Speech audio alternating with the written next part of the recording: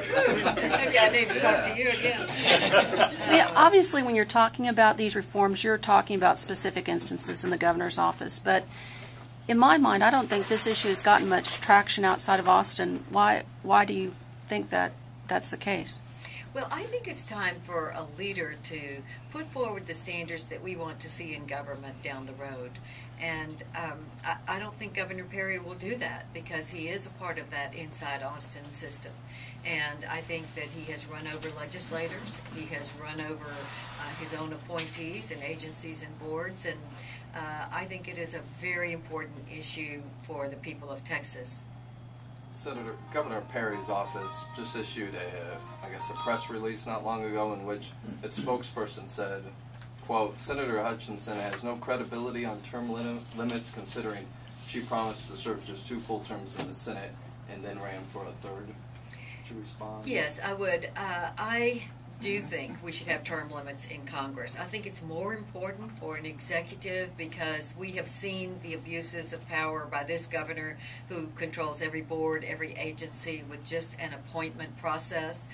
But I think we should have it in Congress. The difference is that in Congress, you can't unilaterally disarm if other states don't do it, and then you lose your power of seniority.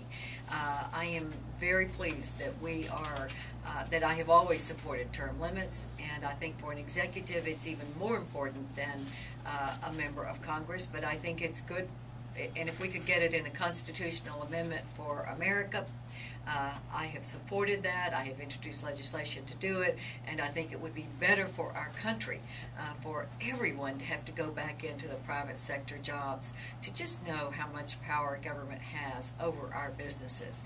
And on that note, I will just say that I've been in business. I've met a payroll. I know what it's like to have to deal with the regulations and the taxes that business feel.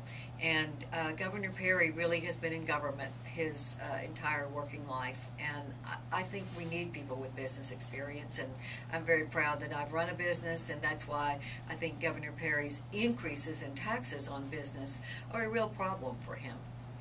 So do you think? Can you detail the most egregious example of the revolving door that you talked about earlier? Well, there are lobbyists who come into the governor's office and they go back out and they represent a drug company that then all of a sudden the governor decides to mandate the HPV vaccine that is made by the company that his former chief of staff represented, and it wasn't even a vaccine that was proven, and maybe it was a good vaccine, but it was a governor's mandate, not that we would study it, not that the legislature would pass it, not that he would turn it over to the health agency and ask opinions of doctors. It was his former chief of staff representing a drug company that made this vaccine, and all of a sudden it became a governor's mandate. And what happened? The legislature overturned it, as they should have.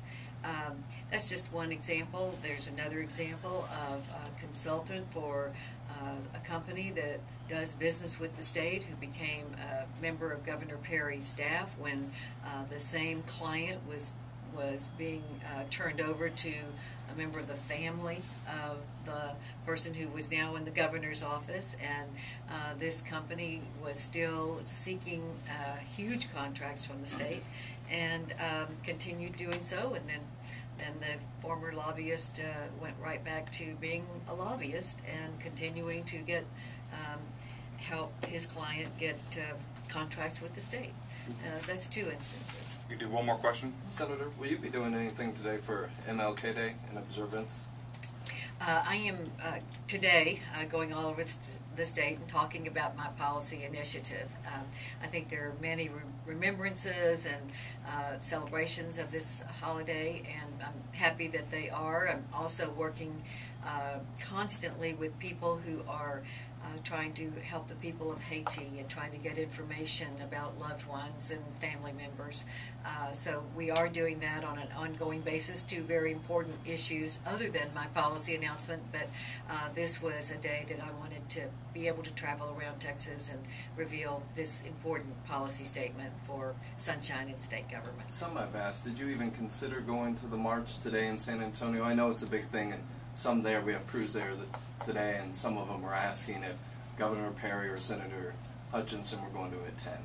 Actually, I was not particularly invited, and so I didn't. But you know, I would love to, if I'm invited, consider that in the future. All right, thanks everybody. Mm-hmm.